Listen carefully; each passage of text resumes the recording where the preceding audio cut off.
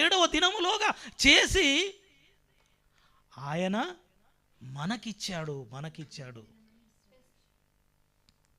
ఏడవ దినమున 6వ నాడు చేయబడిన మనిషికి ఈ సృష్టినంతా ఇచ్చేశాడు ప్రియులారా. ఆయన కష్టం మనకు అర్థమవుతుందా?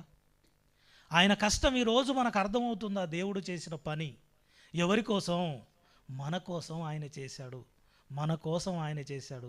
మనకి ఇవన్నీ కావాలని మనం ఎప్పుడూ ఆలోచించలేదు. అందుకే మత్తయి సువార్త 6వ అధ్యాయంలో అంటాడు, నీ పరలోకపు తండ్రికి నీకేమి కావలయునో అవన్నీ ఆయన ముందుగానే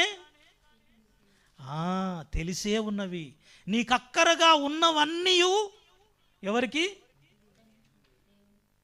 దేవునికి తెలిసే ఉన్నాయి ప్రియులారా.